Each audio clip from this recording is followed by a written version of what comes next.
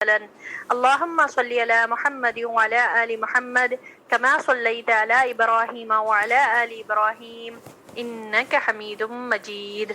اللهم بارك على محمد وعلى آل محمد كما باركت على إبراهيم وعلى آل إبراهيم إنك حميد مجيد. چلیے الحمدللہ بفضل ہم لوگوں نے سیرت کا سفر سٹارٹ کیا تھا اور الحمدللہ ہم لوگ اسلام کی علانیہ دعوت تک پہنچ گئے. تو وہاں تک ہم لوگوں نے جو کور کیا وہ یہ آپ صلی اللہ علیہ وسلم کا نسب نامہ ہم لوگوں نے دیکھا. اور آپ صلی اللہ علیہ وسلم کا نسب کہاں پر جا کر ملتا؟ اسماعیل علیہ السلام کی نسل سے. اور اسماعیل علیہ السلام ابراہیم علیہ السلام کے بیٹے تھے. پھر والد کا نام عبداللہ، والدہ کا نام آمنہ، اور پھر دادا کا نام عبد المطلب، پر دادا کا نام ہاشم. ٹھیک ہے. پھر آپ صلی اللہ علیہ وسلم کا بچپن کے تعلق سے ہم لوگوں نے یہ پڑھا تھا.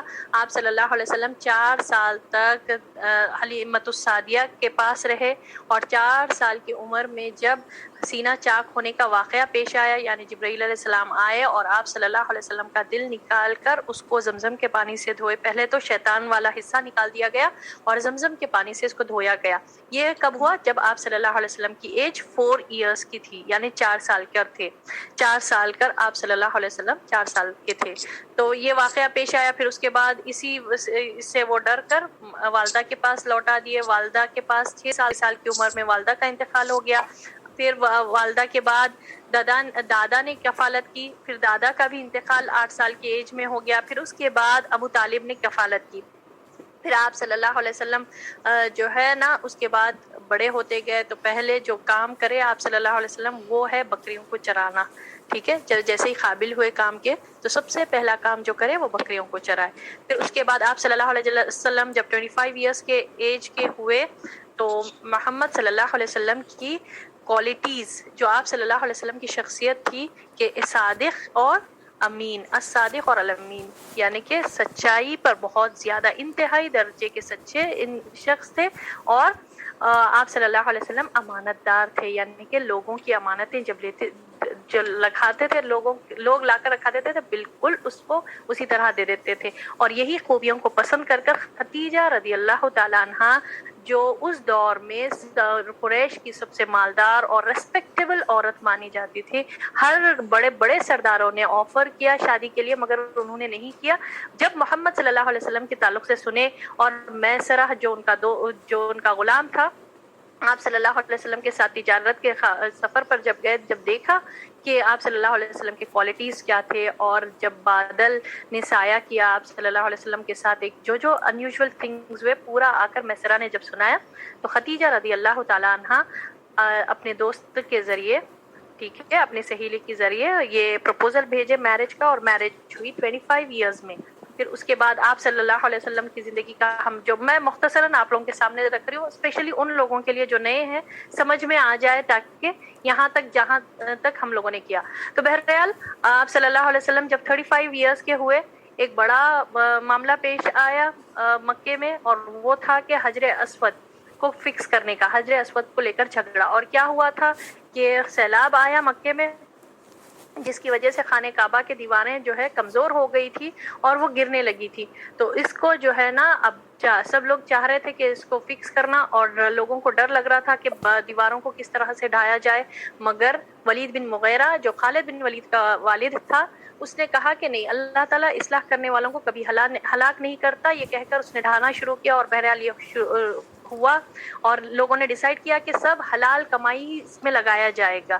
تو بہرحال جب پورا خانہ کعبہ کی تعمیر شروع اور فائنلی کمپلیٹ ہو گئی، اور حجر اسود کو کون رکھیں گے، کون سے سردار کے کون لوگ رکھیں گے، اس قبیلے والوں میں بحث ہونے لگی، اور اس طرح سے چلی یہ کہ 3-4 دن تک چلی. اور یہ قریب تھا کہ وہاں پر خانہ کعبہ کے پاس خون خرابہ ہو جاتا، اتنا بڑا فساد تھا. اور آپ صلی اللہ علیہ وسلم کو سولو کرنے کے لیے اللہ نے کیسے چوز کیا. ایک جو عمر رسیدہ شخص تھا اس نے کہا کہ اچھا اس کو ہم سولو اس شخص سے کریں گے جو کل صبح میں پہلے جو سب سے پہلے یہ خانہ کعبہ میں داخل ہوگا, ہم اس شخص سے سولو کرائیں گے.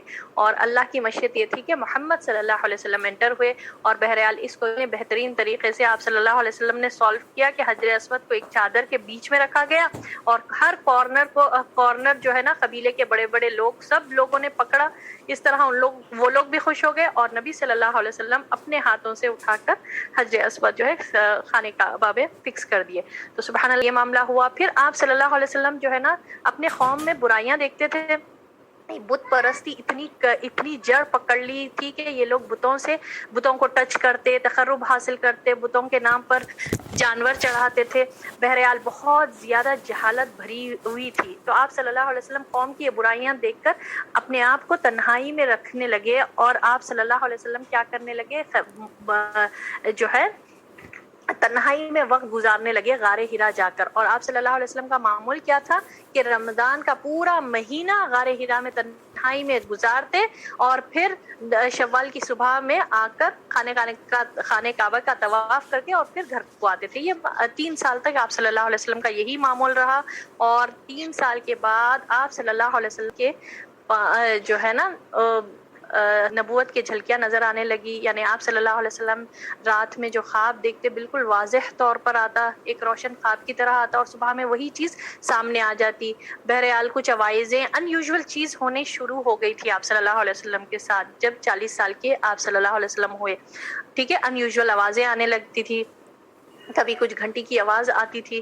تو سبحان اللہ اب ایک دفعہ آپ صلی اللہ علیہ وسلم رمضان کا ہی موقع تھا. آپ صلی اللہ علیہ وسلم غار ہرا میں تنہائی میں اللہ کی عبادت کرتے تھے, اور دین ابراہیمی کی بچی ہوئی تعلیمات جو دین ابراہیمی کی جو اصل ایکچوئل میں ٹیچنگز تھے اس کو ہی فالو کر اسی طرح اللہ کی عبادت کرتے تھے. تو ہوا یہ کہ جبرائیل علیہ السلام آئے, اور آ کر آپ صلی اللہ علیہ وسلم کو دبائے, 3 بار پیچھے سے دبائے, اور ایک لفظ کیا کہا, اقرا پڑھو. ٹھیک ہے, اور اس کے بعد سورۃ العلق کے 5 آیتیں اللہ نے نازل فرمائی, اور 5 آیتوں کو لے کر آپ صلی اللہ علیہ وسلم کا دل کانپ رہا تھا بہت زیادہ. آپ صلی اللہ علیہ وسلم ڈر گئے تھے اور فوری بھاگ کر اپنے وائف کے پاس گئے, یعنی خدیجہ رضی اللہ تعالیٰ عنہا کے پاس. اور خدیجہ رضی اللہ تعالیٰ عنہا نے اس کو اتنی خوبصورتی سے ہینڈل کیا اور کہا کہ نہیں, اللہ آپ کو کبھی رسوا نہیں کرے گا, کیونکہ آپ کی صفتیں ایسے نہیں ہیں, آپ کبھی کسی کو تکلیف نہیں پہنچاتے, آپ مہمانوں کی بہترین میزبانی کرتے ہیں, آپ کمزوروں کی مدد کرتے, اور اللہ کبھی آپ کو رسوا اور ضائع نہیں کرے گا. یہ کہہ کر اپنے کزن یعنی ورقہ بن نوفل کے پاس لے کر گئے, اور ورقہ بن نوفل اس زمانے میں ہبریو لینگویج, عبرانی لینگویج لکھنا جانتے تھے, اور اس لینگویج میں ہی انجیل لکھا کرتے تھے. تو سبحان اللہ, انہوں نے کہا کہ یہ تو وہی فرشتہ ہے جو موسیٰ علیہ السلام کے پاس آیا تھا, اور اگر میں زندہ رہوں گا تو دیکھوں گا کہ کس طرح آپ کی قوم یعنی مکے والے آپ کو یہاں سے باہر نکالیں گے. تو آپ صلی اللہ علیہ وسلم کو حیرت ہوئی کہ کیوں میری قوم کے لوگ مجھے کیوں یہاں سے نکالیں گے. تو ورقہ بن نوفل نے کہا کہ کیونکہ جو بھی شخص یہ پیغام لے کر آیا, ایسا کوئی شخص نہیں گزرا جس سے لوگوں نے دشمنی نہیں کی. تو سبحان اللہ, ورقہ بن نوفل نے یہ کہا, اور اس کے بعد وہ فوت ہو گیا, ورقہ بن نوفل کی وفات ہو گئی. پھر اس کے بعد وحی کا سلسلہ بھی رک گیا. پھر آپ صلی اللہ علیہ وسلم پھر اس چیز کی خواہش محسوس کرنے لگے, اور حکمت الہی یہی تھی کہ آپ صلی اللہ علیہ وسلم خود اس کو اپنی طرف سے پسند کرے اور اس کا انتظار کرے. اور آپ صلی اللہ علیہ وسلم کی طبیعت میں جو ہے نا پھر سے وہ انتظار کرنے لگے, اور حتیٰ کہ آپ صلی اللہ علیہ وسلم کو ایک شوق بڑھ کے زیادہ ہوا کہ پھر سے آئے وہی, پھر سے وہ فرشتہ آئے, پھر سے یہ طریقہ جو ہے نا وہی کا نزول ہو. تو آپ صلی اللہ علیہ وسلم کچھ دنوں تک وہی کا سلسلہ بھی رک گیا تھا. پھر اس کے بعد آپ صلی اللہ علیہ وسلم کا جو معمول تھا کہ رمضان پوری گزار کر جو ہے شوال کی صبح میں آتے تھے گھر کو. جب آپ صلی اللہ علیہ وسلم غار ہرا سے واپس ہو رہے تھے, راستے میں جبرائیل علیہ السلام پکارے محمد کہہ کر. آپ صلی اللہ علیہ وسلم سامنے دیکھے, پیچھے دیکھے, رائٹ دیکھے, لیفٹ دیکھے, کوئی نظر نہیں آئے. جب سر اٹھا کر اوپر دیکھے تو یہی فرشتہ جبرائیل علیہ السلام پورے ہورائزن میں، پورے آسمان پر چھائے ہوئے تھے. یہ دیکھ کر آپ صلی اللہ علیہ وسلم پھر سے ڈر گئے. ٹھیک ہے، ایک بڑی ایسی ہستی کو دیکھ لیے تھے اور اصلی شکل میں فرسٹ ٹائم آپ صلی اللہ علیہ وسلم نے اصلی شکل میں اس وقت آپ جبرائیل علیہ السلام کو دیکھا تھا. جب یہ دیکھے، جب آپ صلی اللہ علیہ وسلم یہ دیکھے تو پھر سے ڈر گئے. ڈر کر پھر اپنے وائف کے پاس گئے اور جا کر کہے کہ زمیلونی زمیلونی، مجھے چادر اڑاؤ، مجھے چادر اڑاؤ اور میرے چہرے پر ٹھنڈے پانی کے چیٹے مارو.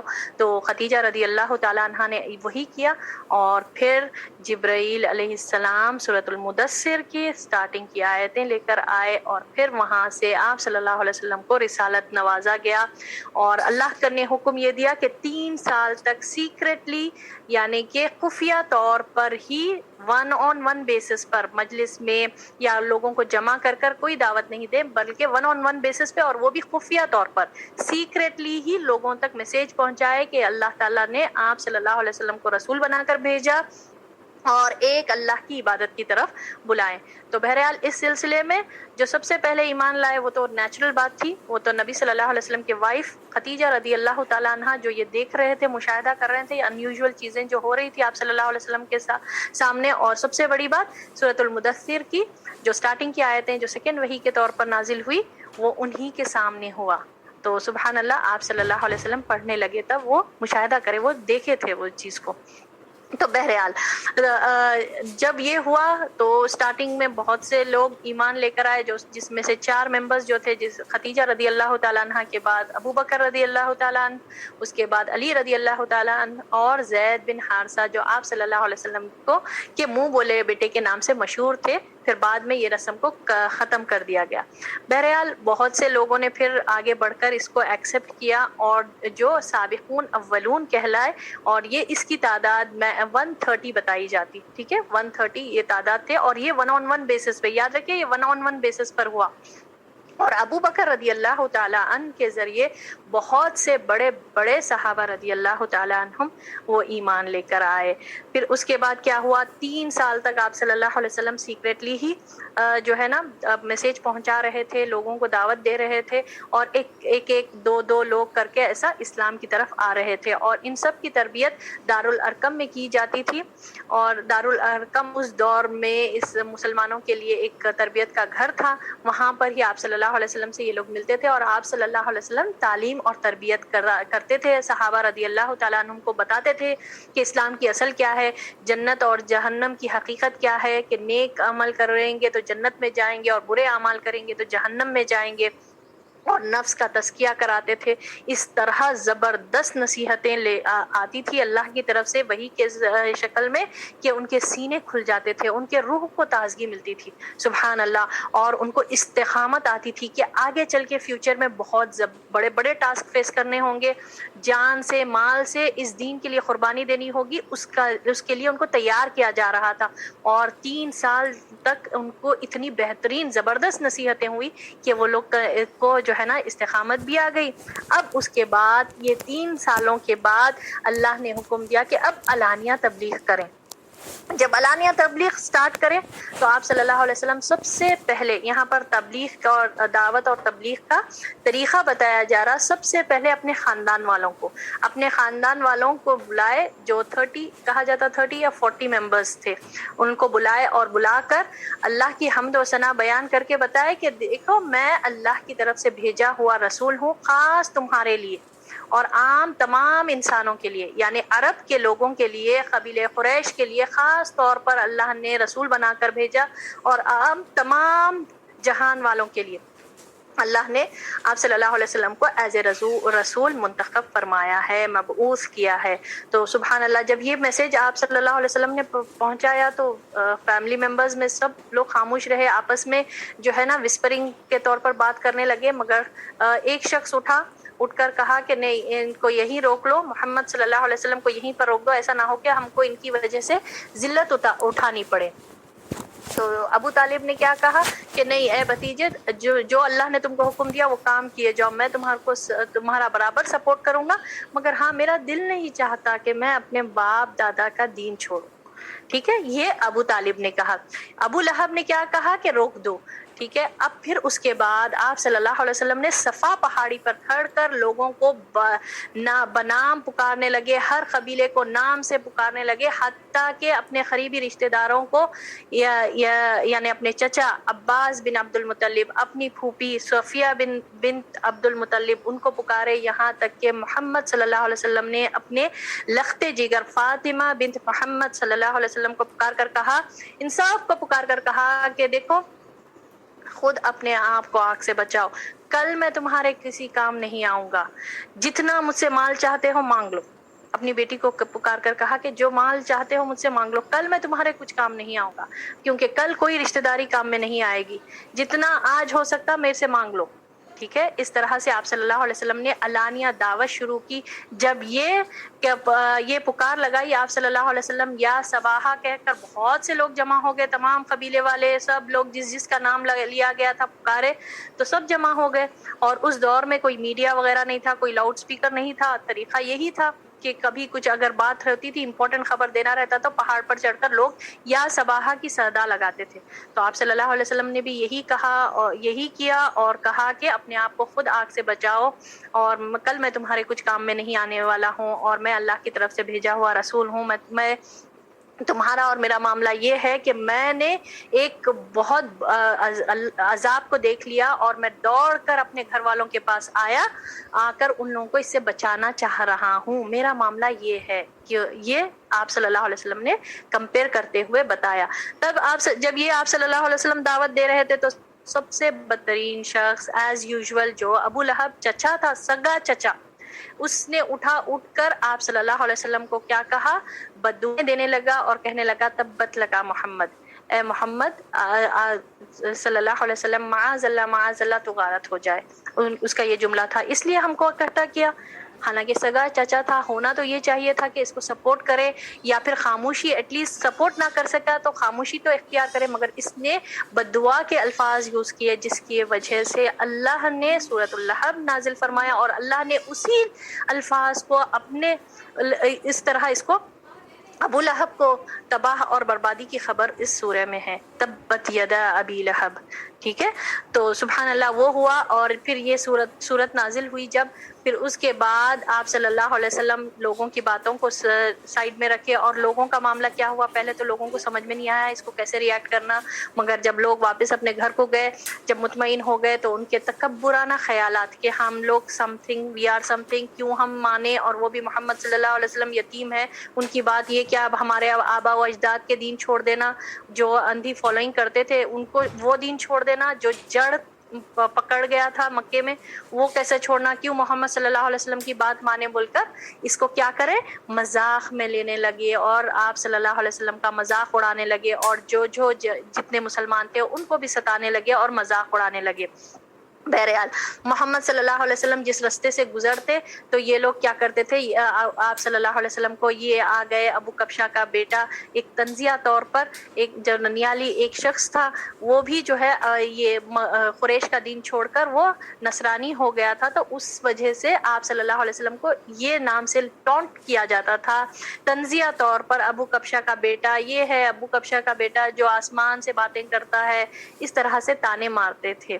اور پھر محمد صلی اللہ علیہ وسلم کوئی ان کی باتوں کی توجہ نہیں دیے، بلکہ اپنی کام میں، اپنی دعوت اور تبلیغ کے کام میں لگے رہے اور لوگوں کو بلانے لگے، علانیہ مجموعے میں جا کر بولنے لگے. تو اب ان کو سمجھ میں نہیں آ رہا تھا اس طرح سے معاملہ کرے.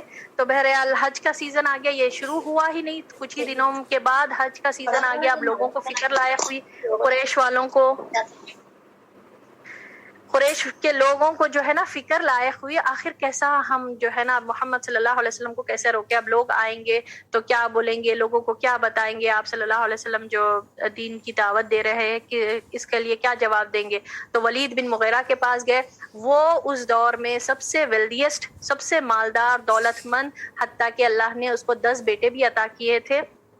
اس کے پاس گئے تو لوگوں نے کہا کہ آپ کہیں، تو اس نے کہا نہیں تم لوگ کہو، کیا کہیں گے. تو لوگ بہرحال اپنے اپنے مشورے دینے لگے. سب لوگوں نے کہا کہ ہم کہہ دیں گے کہ کاہن ہے، پاگل ہے، شاعر ہے، جادوگر ہے. سبحان اللہ. ایسے ایسے مطلب ان لوگوں کو سمجھ میں نہیں آ رہا روکنے کا طریقہ کیسے باتیں کرنا وہ کرے. دیکھیں جب انسان کو ماننا نہیں رہتا نا تو وہ لوگ کیا کرتے کہ اس کو بولنے لوگوں کو بہکاتے، بول کر کے نہیں ان کی باتیں مت سنو، یا تو یہ جو ہے نا غلط طریقے پر ہے، ان کے باتیں غلط ہے، یہ جھوٹے ہیں، یہ طرح سے باتیں کرنے لگے. تو ولید بن مغیرہ نے کیا کہا، ہر بات کی اصلاح کرتے ہوئے، سبحان اللہ اس کو غور سے یاد رکھیں کہ اس نے کیا کہا، ہر بات کی وہ کرتے ہوئے نہیں، ہم نہیں بتا سکتے کاہن، کیونکہ آپ صلی اللہ علیہ وسلم میں کوئی کاہن فارچون ٹیلر کی جو رہتی صفت وہ والی صفت نہیں ہے. اس میں وہ جو تک بندی جو بات کرنے کا انداز ہوتا وہ کچھ بھی آپ صلی اللہ علیہ وسلم میں ویسی بات نہیں ہے. لوگوں نے جب کہا کہ اچھا تو کہہ دیتے ہیں کہ شاعر ہیں، تو ولید بن مغیرہ نے کہا نہیں، شاعر والی ہم شاعروں کو بھی جانتے ہیں، کوئی آپ صلی اللہ علیہ وسلم میں شاعر والی صفت بھی نہیں ہے. تو لوگوں نے کیا کہا، ٹھیک ہے پھر ہم کہہ دیتے ہیں کہ جادوگر ہیں. تو ولید بن مغیرہ نے کہا نہیں، جادوگر والی بھی کوئی صفت نہیں ہے، نہ جادو وہ کرتا ہے، نہ کچھ ایسے کوئی جادوگر والوں کے کچھ عمل کی وہ والے بھی بات نہیں ہے. ہاں یہ ایک بات ہے کہ اس کی بات میں جادو ہے، اس کے بات میں جادو ہے، اور اس کی بات کی وجہ سے یہاں پر فساد پھیل گیا ہے. اور وہ چل رہا تھا مکے میں، ایک آدھ لوگ چینج ہو جاتے تھے، کوئی بیٹا چینج ہو گیا تو باپ اور بیٹے میں جھگڑا، یا گھر کا کوئی بیوی چینج ہو گئی تو مرد بیوی میں، میاں بیوی میں جھگڑے چل رہے تھے، ماں بیٹے میں جھگڑے چل رہے تھے. تو اس کو وہ لوگ جواز تلاش کر کے بول دیے کہ ہاں بول دیں گے کہ ہم جادوگر ہیں، اور سب کی بات یہ ایک ہی ہونی چاہیے، کوئی دوسری بات نہیں کرے. تو بہرحال لوگوں نے اسی بات کو پر طے کر کے اٹھے کہ بتائے کہ لوگوں کو جو آس پاس کے لوگ جہاں سے جو حج کے سیزن میں آئیں گے، اسپیشلی یثرب اور مصر اور یمن سے لوگ آتے تھے، قریب میں جو ممالک میں سے آتے تھے، یہ اسپیشلی یہاں سے آتے تھے. تو جب لوگ آنے لگے تو یہ قریش کے لوگ جگہ جگہ ان کے راستوں پر بیٹھ گئے، اور آپ صلی اللہ علیہ وسلم کچھ بتانے سے پہلے یہ لوگ آپ صلی اللہ علیہ وسلم کو بتا دیے کہ آپ صلی اللہ علیہ وسلم کیسے ہے. آپ صلی اللہ علیہ وسلم کی بات سننے سے روکنے کے لیے جو یہ لوگ یہ تیار کرے تھے پروگرام، اس کے مطابق بیٹھ گئے اور بیٹھ کر بول دیے کہ نہیں، محمد صلی اللہ علیہ وسلم کی بات ہی نہیں سنو، وہ جادوگر ہے. اور یہاں پر پورا فساد کرتے، لوگوں میں لڑاتے، دشمنی ہو جاتی. تو لوگ پہلے ہی سننے سے پہلے لوگ جان لیے کہ آپ صلی اللہ علیہ وسلم کے بارے میں. ہاں یہ ہوا، اس کا رزلٹ یہ نکلا کہ لوگ جب اپنے گھروں کو واپس پہنچے، یعنی حج کا سیزن ختم ہوا، حج کر جب وہ واپس پہنچے تو سب میں محمد صلی اللہ علیہ وسلم کا چرچا معلوم ہو گیا. سب لوگوں کو پتہ چل گیا کہ محمد صلی اللہ علیہ وسلم کون ہے. بہرحال اب قریش کے لوگوں کو تو اب جب وہ لوگ فارغ ہو گئے، اب یہ لوگ اس کو کس طرح سے اسلام کو ختم کرنے کی یہ سازش کرنے لگے. اس کے لیے ان لوگوں نے طریقے جو اپنائے، اس میں سب سے پہلے فرسٹ طریقہ ہنسی اڑانا، مذاق کرنا، اور اس میں زیادتی کرنا. زیادہ یعنی اتنا ہنسی اڑاتے تھے، مذاق اڑاتے تھے، کبھی شاعر کہتے تھے، مجنون کہتے تھے، کاہن کہتے تھے، جھوٹا کہتے تھے، گھڑ کر لے کر آ رہا ہے، ایسا ہے کہ کوئی جن آ کر سکھاتا ہے رات میں اور صبح میں یہ آپ صلی اللہ علیہ وسلم بولنے لگتے. کبھی کہتے کہ کچھ خواب میں دیکھتے، نیند میں کچھ ہوتا اور پھر سڈنلی صبح میں وہ باتیں بتانے لگتے. یا کبھی کہتے بھڑکتی ہوئی شاعری، یہ جاتے پہاڑ پر جاتے اور جو ہے نا بھڑکتی ہوئی شاعری لے کر آ جاتے. ٹھیک ہے، سبحان اللہ. کبھی کہتے ہیں جھوٹے ہیں. یہ طریقہ ان لوگوں نے اپنایا اور لوگوں کو روکنے لگے، اور اسلام تاکہ اسلام دب جائے اور کوئی اسلام کی طرف مائل نہ ہو. یہ پہلا ان لوگوں کا طریقہ. دوسرا طریقہ جو ان لوگوں نے اپنایا وہ یہ تھا کہ نبی صلی اللہ علیہ وسلم کی بات کو لوگوں کو سننے سے روکنا. اور اس کے لیے جہاں پر بھی آپ صلی اللہ علیہ وسلم گروپ میں جاتے اور کہتے یا ایھا الناس قولوا لا الہ الا اللہ تفلحون، اے لوگو کہو لا الہ الا اللہ، تم فلاح پاؤ گے.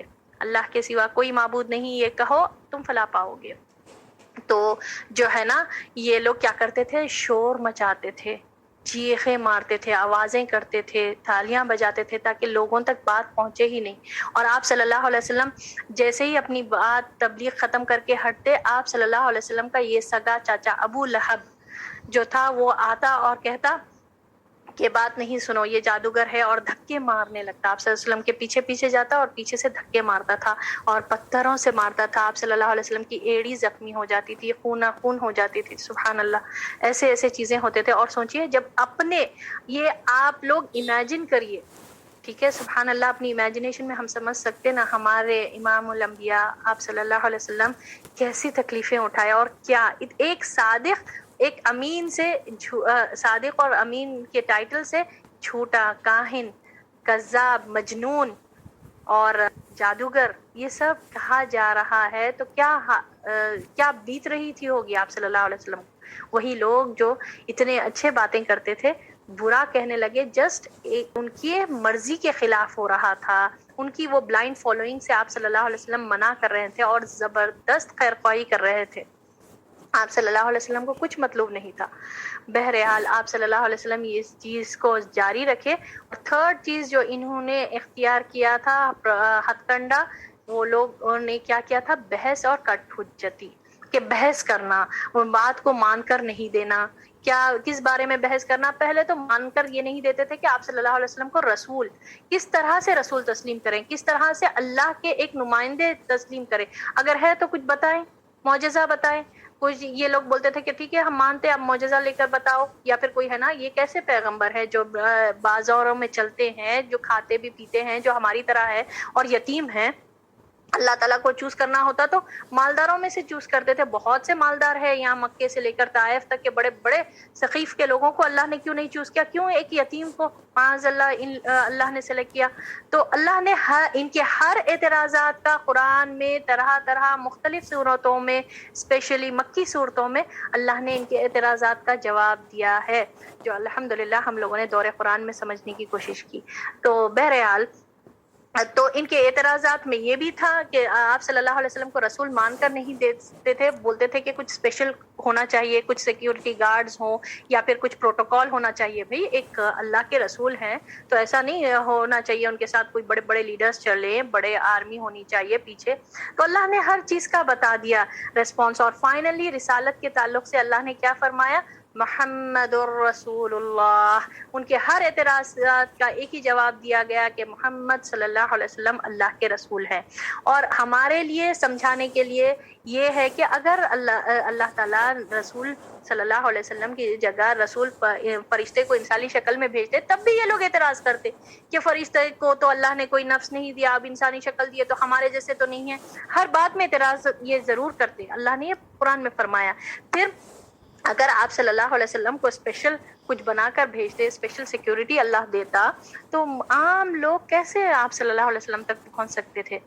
آپ صلی اللہ علیہ وسلم تو تمام لوگوں کے لیے رسول بنا کر بھیجے گئے، تو عام لوگوں کی پہنچ تو نہیں ہے۔ اس کو سمجھنے کے لیے ہم کیسے سمجھیں گے؟ ایک پرائم منسٹر کے پاس کیا عام لوگوں کی رسائی ہو سکتی؟ جا ہی نہیں سکتے وہاں پر۔ ایک بادشاہ کے پاس کیا عام لوگ جا سکتا؟ تو اسی لیے محمد صلی اللہ علیہ وسلم کو ایک انسان ہے، مگر فرق ڈفرنس یہ ہے کہ اللہ تعالیٰ نے چوز کیا، مبعوث کیا، اور آپ صلی اللہ علیہ وسلم پر وحی نازل ہوتی ہے، قرآن جو ہم کو عطا کیا گیا ہے۔ تو ان کے رسالت کے اعتراض کا ایک ہی جواب اللہ نے قرآن میں فرما دیا، محمد الرسول اللہ، محمد صلی اللہ علیہ وسلم اللہ کے رسول ہیں۔ اور یہاں تک ہم لوگوں نے کیا۔ اب آگے، یعنی تمہارے اعتراض کا صرف اتنا ہی جواب کافی ہے کہ وہ یعنی محمد صلی اللہ علیہ وسلم اللہ کے رسول ہیں، کیونکہ تم نے ان کے لیے جاہ و عظمت، مال و دولت کا جو مطالبہ کیا ہے، اس کے ہوتے ہوئے عام لوگوں میں رسالت کی تبلیغ ہو ہی نہیں سکتی، جبکہ عام لوگ ہی رسالت کے اصل مقصود ہیں۔ ٹھیک ہے، اس کے شعبے کا جواب پا کر انہوں نے ایک اور پہلو بدلا اور معجزات اور نشانیوں کا مطالبہ کرنے لگے، جس کا مقصد محض یہ تھا کہ وہ آپ صلی اللہ علیہ وسلم کو نبی نہ ماننے کی اپنی ضد پر قائم رہیں اور آپ صلی اللہ علیہ وسلم کو مجبور اور بے بس کر دیں۔ سبحان اللہ، یہ ان کا مین مقصد تھا، یہ تھا ان کا، جو یہ مان کر نہیں دیتے تھے آپ صلی اللہ علیہ وسلم کو رسول نہیں ماننے کے لیے کیا کرے؟ اب اور ایک ایکسکیوز کی طرف گئے، اور کیا عذر ان لوگوں نے لے کر آیا؟ اچھا تو پھر ہمارے سامنے معجزات بتائیں، کچھ لا کر بتائیں، اور آگے انشاءاللہ ہم پڑھیں گے کہ کیا کیا معجزات ان لوگوں نے طلب کیا۔ ٹھیک ہے، اب اس کے بعد اب رہ جاتا ہے پہلا معاملہ یعنی توحید کا۔ اب آپ لوگ غور سے سنیے کہ توحید یعنی ایک اللہ کی عبادت، وحدانیت کیا، اصل کیا ہے، اور یہ لوگ کتنا مانتے تھے، اور اس کو آج اپنے معاشرے سے کمپیئر کریں کہ ہمارے معاشرے میں کس طرح سے توحید کو سمجھا جاتا اور توحید ایکچوئل میں کیا ہے۔ تو سبحان اللہ، تو یہ جو توحید ان کو سمجھ میں نہیں آتی تھی کہ ایک اللہ کی عبادت کیا ہے، ٹھیک ہے۔ اب یہاں پر دیکھیے ان کا معاملہ کیا تھا۔ توحید کا جو سارے اختلافات کی اصل بنیاد تھی، تو اس کی شکل یہ تھی کہ مشرکین اللہ تعالیٰ کو اس کی ذات، صفات اور افعال میں ایک مانتے تھے۔ غور سے سنیے، وہ لوگ مانتے تھے، ان لوگوں کا یقین تھا کہ اللہ کی ذات میں، صفات میں اور افعال میں، یعنی افعال یعنی اللہ تعالیٰ ہی کی طرف سے تمام کام ہوتے ہیں، یعنی اللہ ہی خالق ہے، اللہ ہی مالک ہے، اللہ ہی مدبر ہے، اللہ ہی زندگی دیتا ہے، اللہ ہی موت دیتا ہے۔ یہ سب باتوں پر ان کا یقین تھا، وہ مانتے تھے توحید کے یہ چیزوں کو، مگر اس کے ساتھ وہ اور اس تعلق سے کیا کہتے تھے، صرف اللہ ہی خالق ہے جس نے آسمان اور زمین اور ان کے درمیان کی ساری چیزیں پیدا کی ہیں، وہی ہر چیز کا خالق بھی ہے اور صرف وہی مالک بھی ہے۔ اس کے ہاتھ میں آسمان اور زمین اور ان کے بیچ کی ساری چیزوں کی ملکیت ہے، اور صرف وہی رازق ہے جو انسان، حیوان، چوپائے، درندے، پرندے، غرض ہر زندہ چیز کو روزی دیتا ہے۔ یہ ان کا یقین تھا، یہ مانتے تھے اس چیز کو۔ تو سبحان اللہ، ہم بھی دیکھیں ہمارا توحید کا ہمارا نظریہ کیا ہے۔ دیکھیں اب یہاں پر یہ لوگ اس چیز کو مانتے تھے، اور صرف وہی مدبر ہے جو آسمان اور زمین تک کا سارا نظام چلاتا ہے، اور چھوٹی بڑی ہر چیز یہاں تک کہ چونٹی اور ذرے تک کے معاملات کا انتظام کرتا ہے، اور صرف وہی آسمانوں اور زمین اور ان کے درمیان جو کچھ ہے ان سب کا رب اللہ ہے، اور وہی عرش عظیم کا رب ہے اور ہر چیز کا رب ہے۔ اسی نے سورج، چاند، ستارے، پہاڑ، درخت، چوپائے، جن، انسان اور فرشتے سب کو اپنے تابع فرمان کر رکھا ہے، اور سب کے سب اس کے سامنے جھکے ہوئے ہیں۔ وہ جس کو چاہے پناہ دے، کوئی پکڑ نہیں سکتا، اور جس کو چاہے پکڑ لے، کوئی پناہ نہیں دے سکتا۔ وہی زندہ کرتا ہے، وہی مارتا ہے، جو چاہتا ہے کرتا ہے، اور جو حکم چاہے لگاتا ہے۔ نہ کوئی اس کے حکم کو روک سکتا ہے، نہ اس کا فیصلہ کوئی بدل سکتا ہے۔ یہ ساری باتیں، ٹھیک ہے، اوپر جتنے باتیں بتائے گئے، اللہ تعالیٰ کی ذات، اللہ تعالیٰ کی صفات اور افعال کا جتنا ڈسکشن ابھی پڑھا گیا آپ کے سامنے پیراگراف، یہ تمام چیزوں کا یقین تھا مشرکین کا، ٹھیک ہے۔ یہ ساری باتیں مشرکین تسلیم کرتے تھے۔ اللہ اکبر۔ پھر پرابلم کیا تھا؟ یہ ساری باتیں مانتے تھے کہ آسمان اور زمین کا پیدا کرنے والا اللہ ہے، اللہ ہی رازق ہے، اللہ ہی مالک ہے، اللہ ہی زندگی دیتا ہے، اللہ ہی موت دیتا تھا۔ پھر پرابلم کیا تھا؟ تو پرابلم یہ تھا، اور ان سب میں وہ اللہ کو ایک اکیلا اور اکتا مانتے تھے۔ وہ اللہ کی ذات اور صفات اور افعال میں کسی کو شریک نہیں مانتے تھے۔ البتہ ان سب باتوں میں اللہ کو ایک ماننے کے بعد وہ کہتے تھے کہ اب اصل پرابلم یہاں پر یہ ہے، ان کا مین مسئلہ تھا۔ تو ہم بھی یہی سمجھتے ہیں کہ اللہ کی عبادت کر لینا، نماز پڑھ لینا، روزہ رکھ لینا، زکوٰۃ وغیرہ اللہ نے جو حکم دیا ہم بس اتنا ہی کر لے کہ ہم یہ یقین کر لیتے۔ مگر پرابلم کیا ہے یہاں پر؟ دیکھیے ان لوگوں میں کا مسئلہ کیا تھا۔ اللہ نے اپنے بعض مقرب اور مقبول بندوں کو، مثلاً پیغمبروں اور نبیوں کو، اولیاء اکرام اور بزرگان دین کو، اچھے اور نیک لوگوں کو اس دنیا کے بعض کاموں میں کچھ تصرف کرنے کا اختیار دے دیا ہے۔ اللہ اکبر کبیرہ۔ ان لوگوں کا کیا معاملہ تھا؟ ان لوگوں کی سوچ یہ تھی کہ پہلے تو اللہ کو مانتے تھے یہ لوگ، اللہ کی ذات میں کسی کو شرک نہیں کرتے تھے، مگر ان کی اس سے بڑھ کر ان کا پرابلم کیا تھا؟ ان کی یہ سوچ تھی کہ بزرگان دین، نیک بندے جو گزر گئے ہیں، جو پیغمبر ہیں، جو نبیاں ہیں، جو اولیاء اللہ ہے، ان کو اللہ نے کچھ اختیار دے رکھا ہے۔ اب ہم سوچیں، ہم بھی یہی کرتے نا، بعض نیک لوگوں کے پیچھے پڑتے، لوگوں کی شخصیت پرستی۔ یہاں پر کس چیز کی پرابلم تھا؟ سبحان اللہ، اہل مکہ میں شخصیت پرستی. اللہ کو تو خالق، مدبر، رازق ہر چیز تسلیم کرتے تھے، مگر پرابلم کیا تھا؟ یہ لوگ سوچتے تھے کہ نیک لوگ جو گزر گئے ہیں، جو انبیاء گزر گئے ہیں، وہ لوگ جو ہے نا اللہ نے ان کو کچھ دے رکھا ہے اختیار، تو وہ ان کے پرابلم سالو کر سکتے. کون سے پرابلم؟ اور وہ اللہ کے دیے ہوئے اس اختیار کے بنا پر تصرف کرتے ہیں، یعنی چینجز کر سکتے.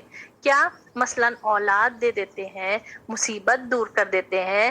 اور اولاد کس شکل میں؟ سبحان اللہ، آج ہمارے معاشرے میں اتنا علم حاصل کر بھی افسوس کے ساتھ کہنا پڑتا، دنیا کے اتنا علم حاصل کرنے والے سوفسٹیکیٹڈ پیپل بھی یہ جو مزاروں پر جاتے، درگاہوں پر جاتے، جھاڑو کھاتے، ٹھیک ہے، سبحان اللہ، اور راکھ، اور وہ بھی جو ہے نا مجاوروں کو دیتے وہاں پر، کہ خود بھی نہیں کر سکتے، وہاں پر عام لوگ نہیں کر سکتے، وہ مجاور کو دیا جاتا چڑھاوے. بہرحال جو بھی رہتا معاملہ نظر و نیاز کا، پھر وہ لوگ جا کر وہ خبر پر جو بھی کرنا ہے وہ کرتے. تو اولاد کی نہیں ہو رہی ہے، اور یہ اتنا عام بات ہے کہ شوہر بیوی میں کچھ مسئلہ ہے، اولاد نہیں ہو رہی، بہت سال گزر گئے، تو فوری ہم یہ سنتے ہیں نا، ہمارے ایٹماسفیئر میں ہم رہ رہے ہیں ایسے ماحول میں، بہت لوگ جو دین سے دوری اختیار کر کے وہ لوگ کیا کرتے، کسی بابا کے پاس جاتے، کسی مرشد کے پاس جاتے، اور کہتے کہ آپ ہے نا ہمارے کو یہ اولاد نہیں ہو رہی، میری فلاں بہو کو، فلاں بیٹی کو، فلاں بہن کو، فلاں رشتہ دار کو نہیں ہو رہی، تو دعا کریں آپ جو ہے نا اللہ کے یہاں ہمارے بچی کو اولاد ہو جائے. ٹھیک ہے، استغفر اللہ العظیم. یہی سیم کمپیئر کریں ہم آج، یہ دیکھیے 1400 سال پہلے کیا معاملہ تھا. یہ لوگ تو مانتے تھے، اور سبحان اللہ یہ لوگ اللہ کو خالق کس طرح مانتے تھے، اس کا ذکر اللہ نے قرآن میں